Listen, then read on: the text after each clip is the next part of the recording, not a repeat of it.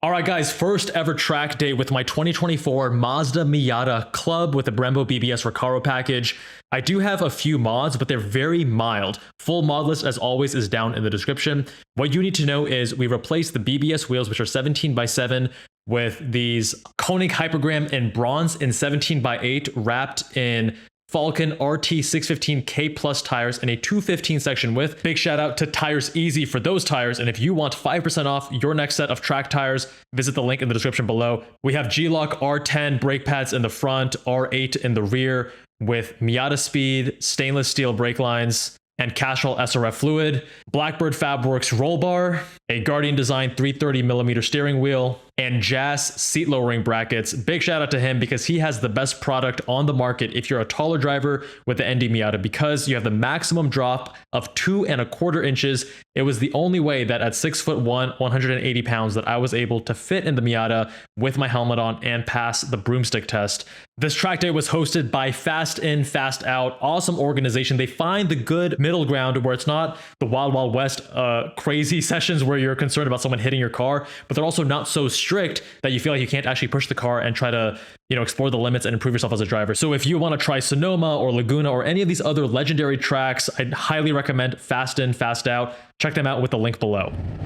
And here we are on the outlap of my first ever track day in the ND Miata, and also my first time ever on Sonoma Raceway. This is a pretty intimidating track.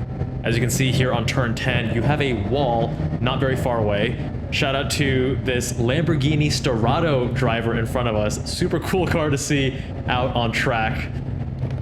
And the Miata so far is feeling pretty good.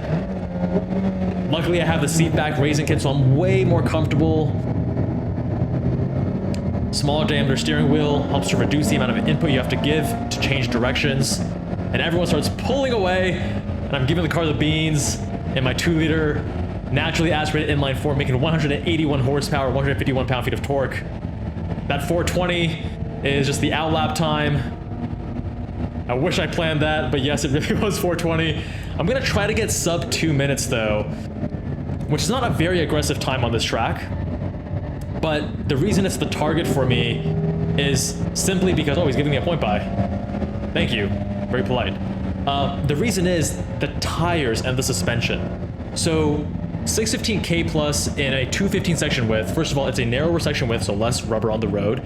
But it's also not a very aggressive 200 tread per tire. This is a prior gen. It's not very sticky. And the suspension, not sure how much you can tell from video, but I am leaning like crazy on these turns. Very soft suspension. And no, I do not want to start with sway bars. I'll tell you why. But when you have so much body roll and so much dive and squat, that also reduces the contact patch for those tires that are being unloaded. So you already have these low grip tires plus all this weight transfer, which reduces the effective grip even further.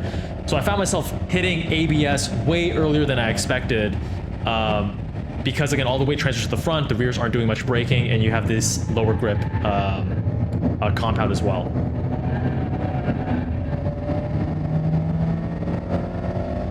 Now, for those who have more experience at Sonoma, please do leave some comments below with suggestions on how I can do this faster.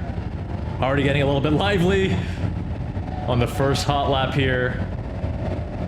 The other thing with the soft suspension is that the car, it takes so much time to set into a corner. Now here, approaching turn 10, it really doesn't give you the confidence that you would want. And such a high stakes corner where if you mess things up, you head into the wall, your day is over, and your safety is of concern. I think staying in third gear here was a mistake. I changed into second moving forward, but the rest of the track, I was experimenting with second gear on certain lower speed corners. I think third gear everywhere else on the track in this car is fine. Just second gear on that last corner, the tight hairpin, turn 11. And no lap time because my aim solo kept turning off. I didn't realize that I had my auto off settings too aggressive. Fix that later in the day. Tires screaming for dear life. Very noisy tires. They are complainers. And again, I'm running stock alignment here too. So I don't even have offset knuckle bushings, not running much camber in the front. So even with double wishbone, when you have very soft suspension, you're not able to get that tire patch on the front in the way that you want. So I will be adding some OKBs in the very near future in preparation for the next track day.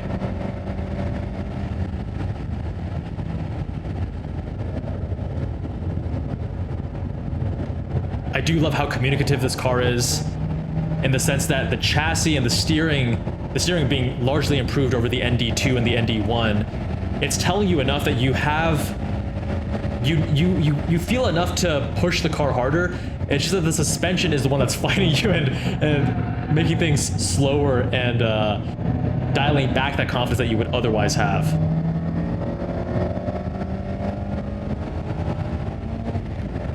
Now here into the S is trying to carry as much speed here into this left hand, but I find myself having to at least lift a little bit. You want to have a good line out of that so that you can be full throttle on this corner, this right hand right here.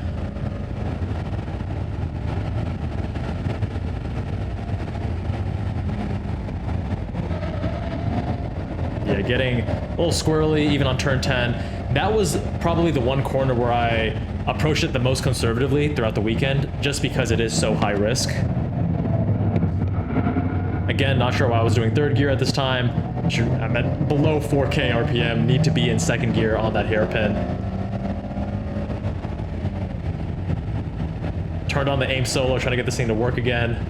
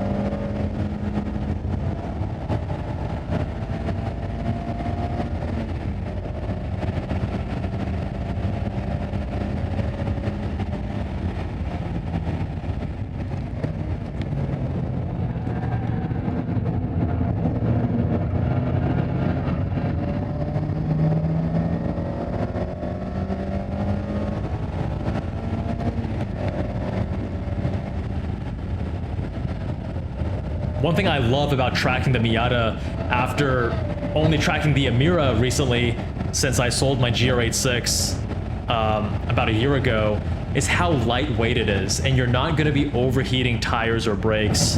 Oh, Mustang really overslowed on turn 10 there.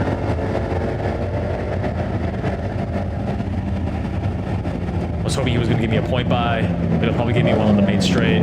There we go. Now I'm going into second on this hairpin, turn 11. Thank you, sir. Also, I feel like the engine is super soft in the Miata. Definitely want to get an exhaust so I can actually hear the engine on track. Okay, 207. We got a long way to go. 7 seconds.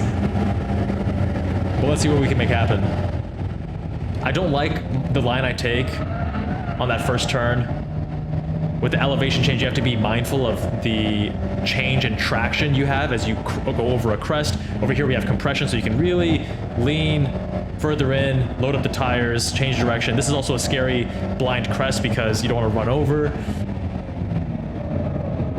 Trying to trail brake to get a little bit of rotation there. Still giving way to a bit of a push, a bit of understeer. Can brake a little bit later, but again, with the crest, my first track day here at Sonoma, going a little bit conservative, dancing with the limit of traction there, trying to get the most out of it.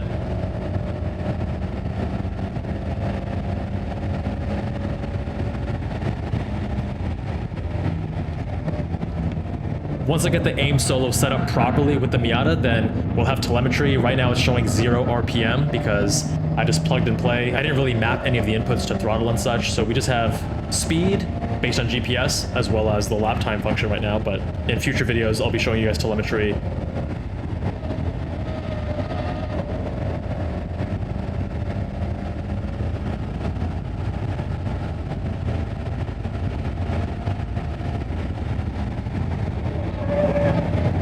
Yep, getting squirrely on turn 10. That's a... It wouldn't be as scary as it was if the suspension was a bit more firm and you had more immediacy to the car. Yeah, I was hesitating there. Should have gone to second. That was silly. Staying to third. Definitely lost a couple tenths just from that. But let's see what we can get the time down to here. We shaved 5 seconds. That's significant. Let's go on to the next session. One thing you also notice are these new OMP racing shoes I actually purchased that day from Wine Country Motorsport, which is right on the track. And they're great guys. I actually bought from them years ago, and they shipped all the way out to Vegas. And that's where I got my Simpson Hybrid S and my Stilo helmet and a few, you know, the gloves that I'm wearing right now.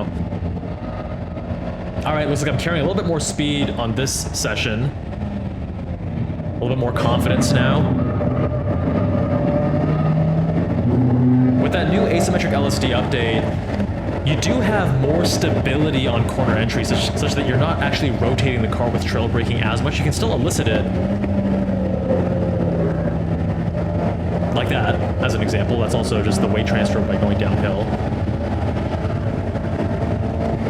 But let me know what you guys think of this new pedal cam. I'm thinking about featuring that in all the upcoming track review videos with the Miata, just to show you guys what I'm doing with my feet, with the telemetry overlay. I think it'll be really fun to watch and analyze.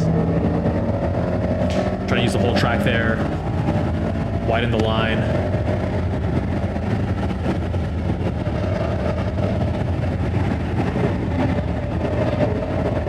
Got a Corvette in our rear view who will easily fly by on the right hand side. This is advanced group, so no point by needed.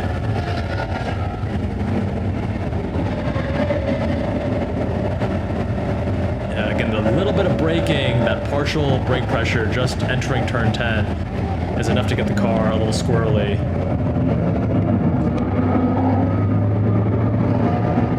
Still not going down to second. Not sure what I was thinking this early in the day.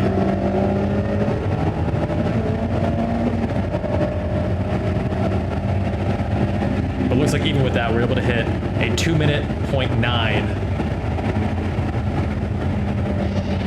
So we're going to take a slightly wider line, which is good. We can brake pretty late there because going uphill is going to take a lot of that kinetic energy out of the car, so the brakes aren't having to do as much work as they otherwise would.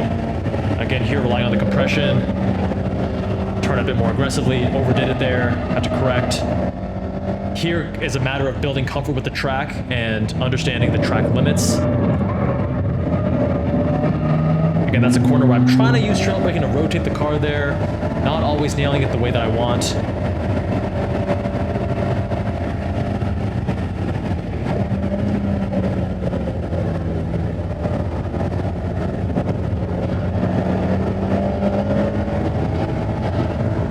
I was looking a little bit faster right there.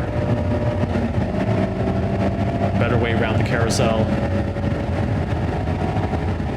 Hard to find brake markers here, so you kind of have to use the billboards or the texture in the concrete barriers on the left as they change colors. Again, using the full track here to widen the line as much as possible.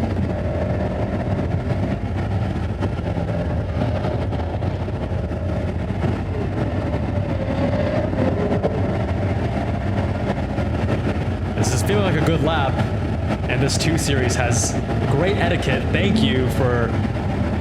I found overall a lot of great etiquette at this track event. Again, shout out to Fast In, Fast Out. Link below if you guys want to try them out yourselves. There we go, getting into second.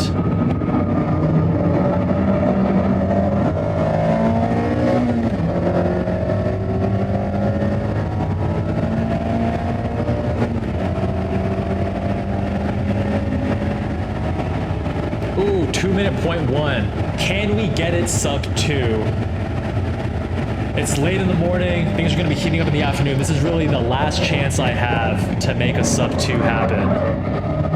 And again, a sub 2 on this track is not really impressive, but I mean, this is my first time out, and this car is also not set up optimally, given the tire and suspension setup.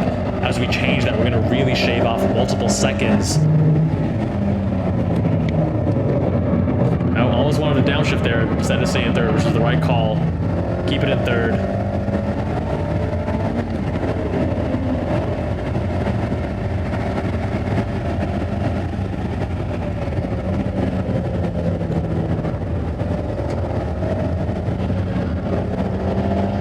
Never really sure how to approach the carousel here, either to do a late apex, some recommend a double apex. I'm gonna have to do some more experimentation at my next track day.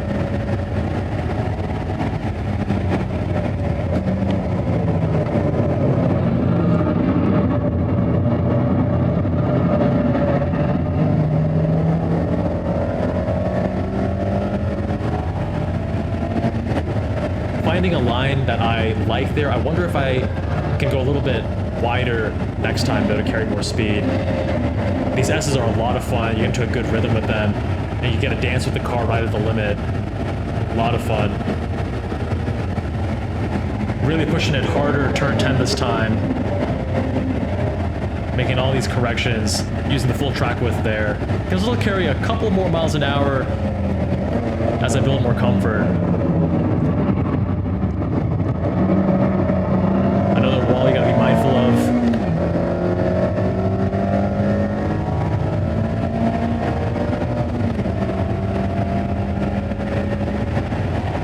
Boom, there we go, 159.6. Still a lot of time to improve. As I go out next time, gonna try to... I guess I was just pushing a little bit too hard in the first corners there. But yeah, next time I go out, I want to get sub 159.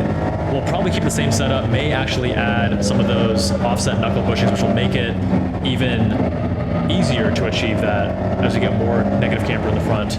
But overall, such a fun car, guys. I've been enjoying it a lot, and I'm excited to take you on this journey as we take it on track, make it better, and I'll update you each step of the way with what's worth it and what's not. My friends, leave a comment down below, subscribe if you haven't already. Much love, and I'll see you all in the next one.